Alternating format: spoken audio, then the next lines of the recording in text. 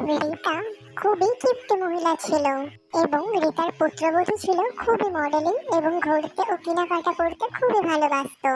এবং রিতার ছেলে পুলিশের চাকরি করত এবং তার অনেক রোজগার ছিল। এবং রিতা বাইরে বসে বসে সব দেখছিল তার বৌমা কোথাও যাওয়ার জন্য রেডি হচ্ছিল। রিতা তার পুত্রবধূকে বাইরে বসে ডাকছিল। কিছুক্ষণ পরে রিতার ছেলে তার মাকে বলে কাজের জন্য বেরিয়ে যায় এবং রিতা তার ছেলেকে বলে ঠিক আছে বাবা, সাবধানে যাও।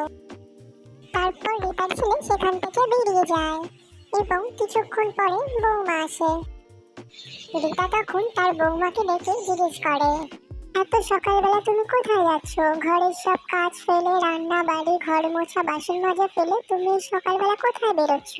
এবং রিতার বৌমা বলে, মা কাজগুলো তুমি সব করে রেখো, আমার কালকে বান্ধবীর বিয়ে আছে, আমি এখন কেনাকাটা করতে যাচ্ছি, আমার কাছে একটাও নতুন শাড়ি নেই, আমি খুব তাড়াতাড়ি চলে আসবো। এই কথা শুনে রিতা মনে মনে অনেক রাগ হতে থাকে। তারপর রিতা বলে, বৌমা একটু দাঁড়াও, আমার জন্য কিছু সবজি নিয়ে আসবা। এই বলে রিতা রান্নাঘরে চলে যায় এবং রিতা ভাবতে থাকে আমার বৌমার টাকা পয়সা নষ্ট করা বন্ধ করতে হবে। এবং রিতার সামনে একটি তেলের বোতল দেখতে পায়, সেটা নিচে ফেলে দেয় এবং বৌমাকে ডাকাডাকি করতে থাকে এবং রিতা মাটিতে শুয়ে পড়ে।